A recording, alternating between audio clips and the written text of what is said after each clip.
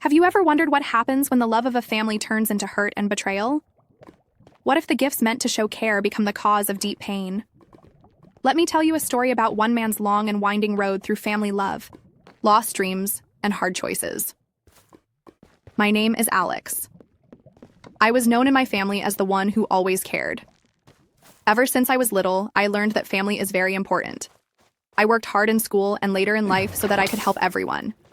My parents told me, when you grow up, always help your family. Show them your love. I believed them. So, I worked every day and gave what I could.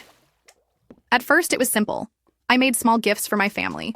I spent my hard-earned money on special things for my cousins, for my sister, and for everyone I loved. I thought that by giving these gifts, I was giving love. I believed that my family would be happy with my help. Yet slowly, things began to change.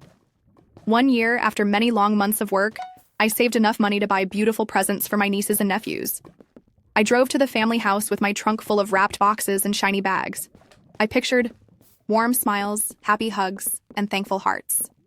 But the moment my mother opened the door, my dream shattered. She said in a soft but cold tone, "We think it is best if you do not come inside this year." I did not understand. My heart pounded, and I felt a strange mix of hurt and confusion. My sister Emma was laughing with her friends in the living room. The air was filled with anger and hurt. I held my presents close and walked back to my car. My dreams of a joyful family gathering vanished into the cold winter air.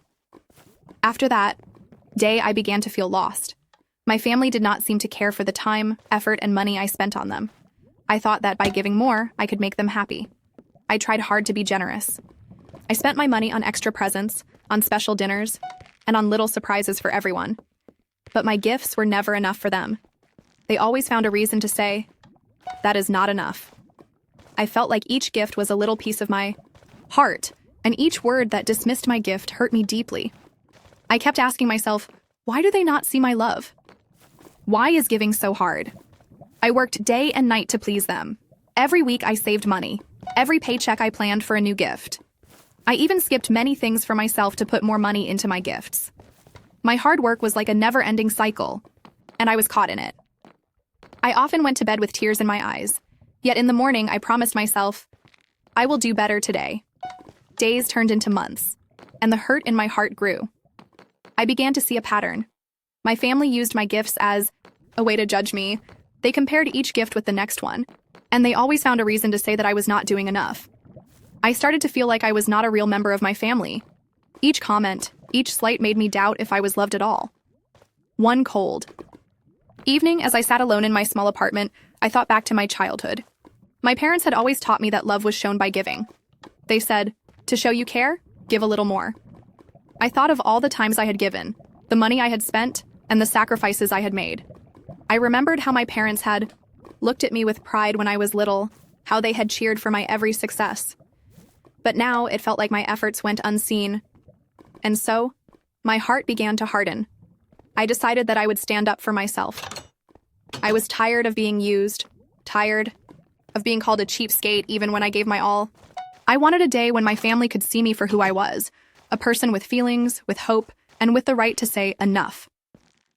The next Thanksgiving was a turning point. I saved every dollar I could and once again loaded my car with gifts. I hoped that maybe this time, my family would see my hard work and love. As I drove to their house, my heart beat fast with hope and fear. I rehearsed in my mind what I would say if they insulted me or made another hurtful comment. When I arrived, the scene was the same as before. My mother opened the door. Her eyes were cold and her words sharp as before. "We think it is better if you do not join us this year." I stopped at the door, my hand hovering on the car door handle, and felt a deep loneliness. My sister Emma, sitting on the sofa with her phone, said, "This is not a party for cheapskates." I was shocked and hurt. I carried my gifts back to my car with heavy steps. I did not cry out loud. Instead, I sat in my car, staring at the gifts that now felt like stones in my heart. I began to question everything. I wondered if I was wrong to give so much, or if my family was wrong in their ways. I thought, am I really a good person if I keep giving until it hurts me? I felt lost and angry. That night, I decided that something had to change. I could not forget the feelings from that Thanksgiving. I began to see that my giving had become a symbol of my weakness. I remembered moments when I had lent money to help Emma with bills, or when I paid extra for their children's school fees. I remembered smiling as I saw their happy faces when they received my gifts. But each happy face was followed by a new demand. I felt like I was trapped in a loop of never-ending expectations. I started to plan my future with a new idea. I would no longer give without limits. I loved my family, but I needed to love myself too. I decided that if they did not appreciate my help, I would no longer be their endless source of money and gifts. I began to save money for myself. I set a clear budget. I did not answer every call asking for more money. I ended long phone conversations with promises I knew I could not keep. I started to feel like I was taking back my power. At first, my family was angry with me. When I declined to spend my money the same way as before, they shouted and blamed me. They said things like, "You are ruining the family, and you are too stingy now." But slowly, I began to see that I was healing. My heart was not as heavy as before.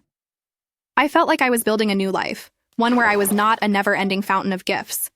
The change was not easy. Emma, in particular, was very angry.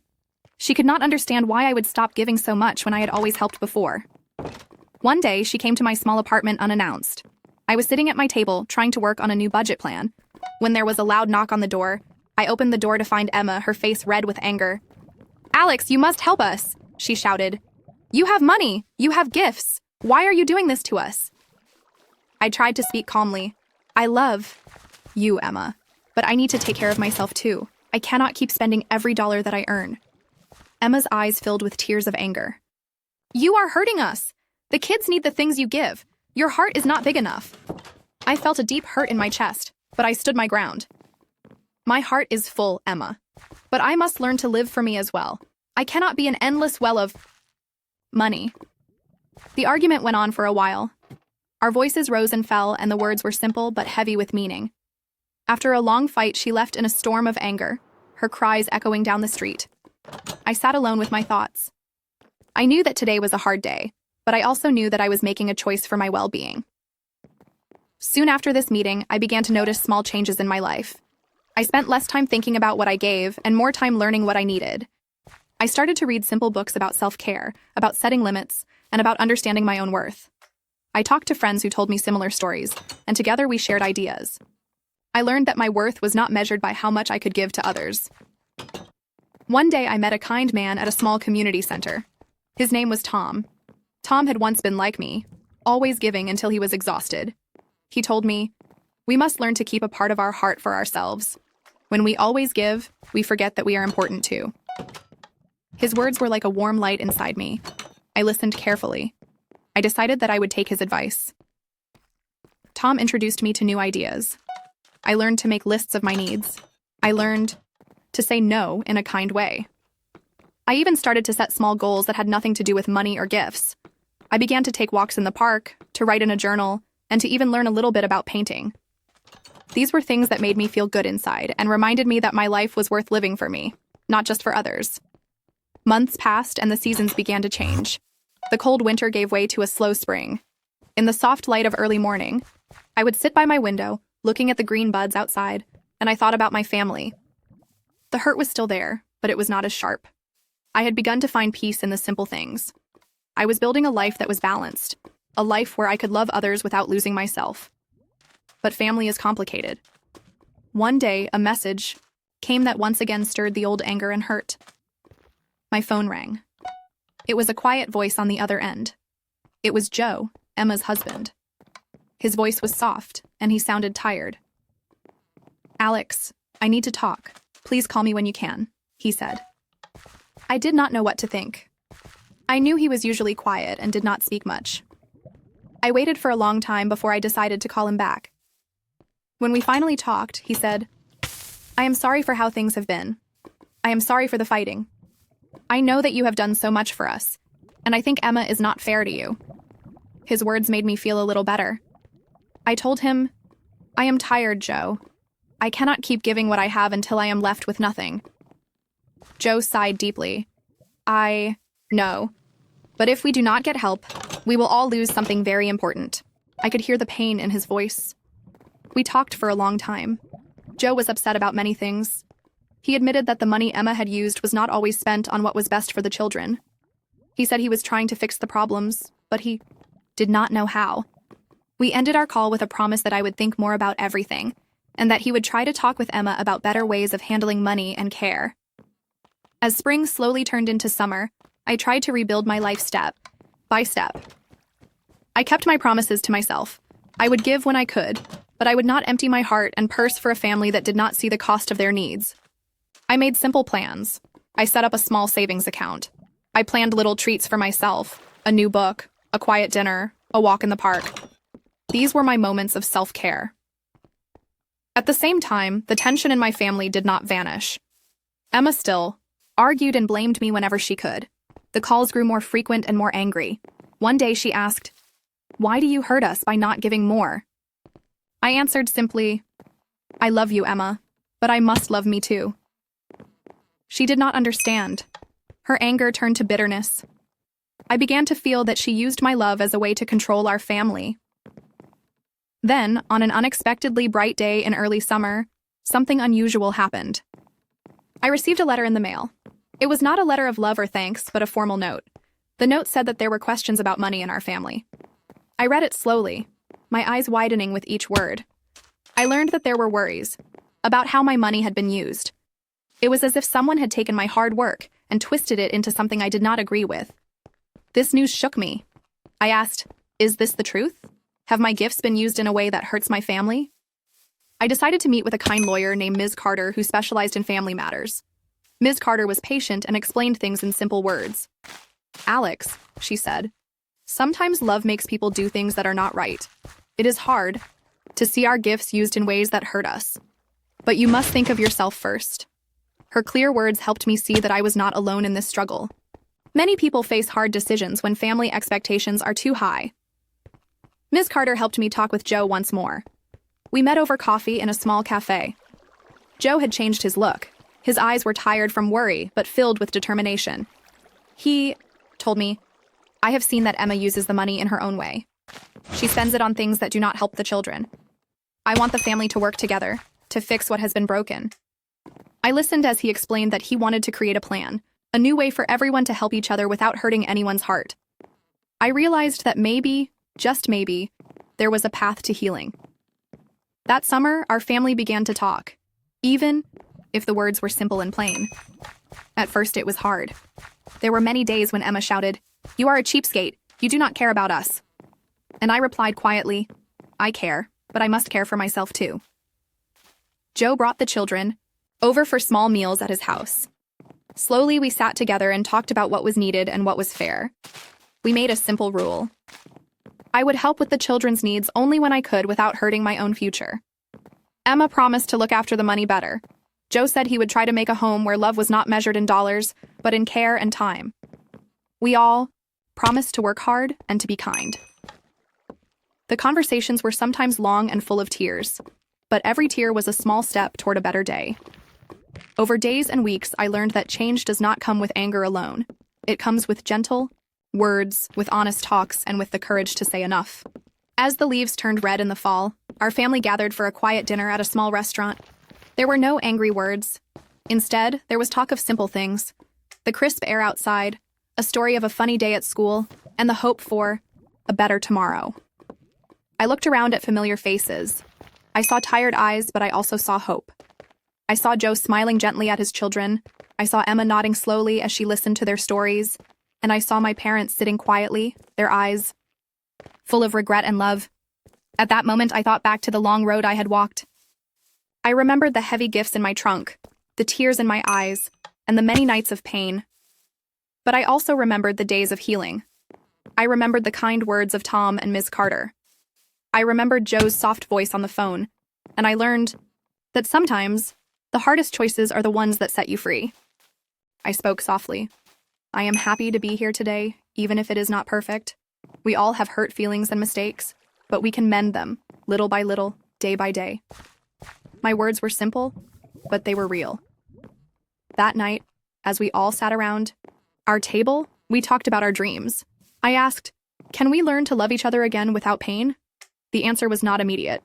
But in that moment, we all knew that we had taken our first step towards healing. As weeks turned into months, our family found a new rhythm.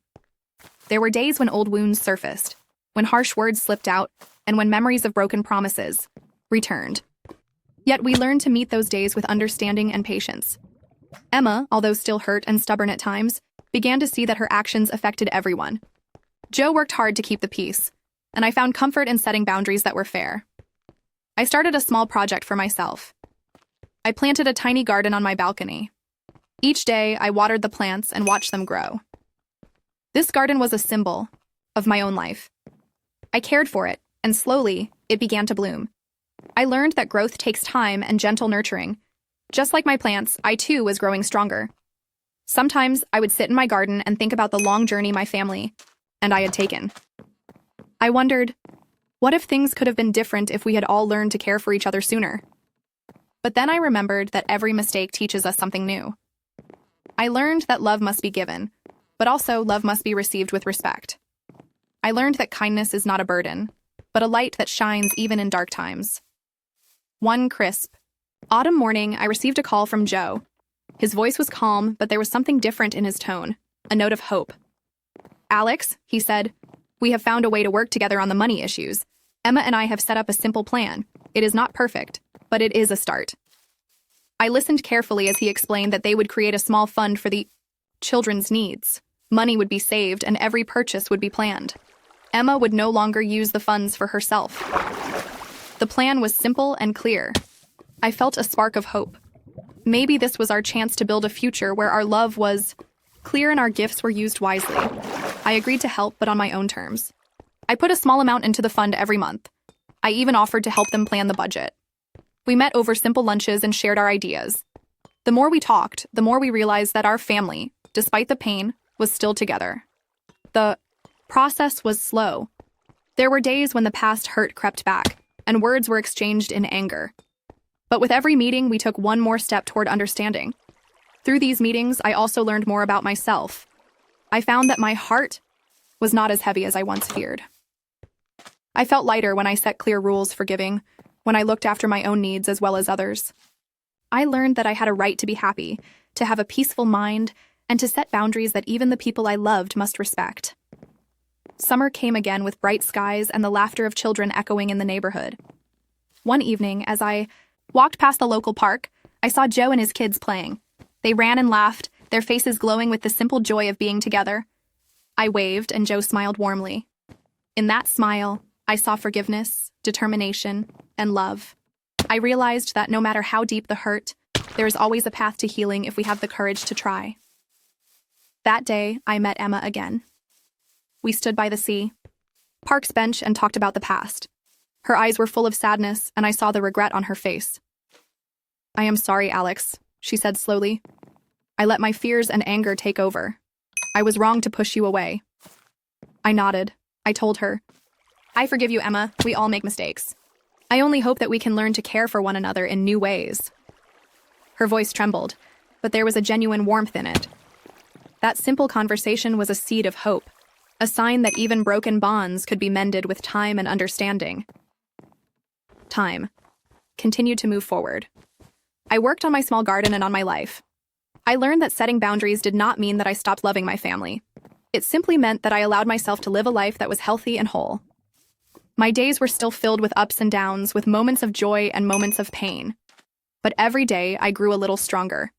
I built a new version of my life, a life where love was gentle, where giving was balanced, and where I was never lost in the endless sea of expectations again.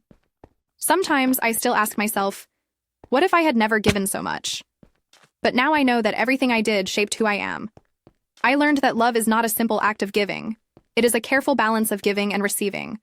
I learned that my worth is not measured by the size of my gifts, but by the strength of my heart. And I learned that even in the dark times, there is a light that guides us if we dare to keep walking.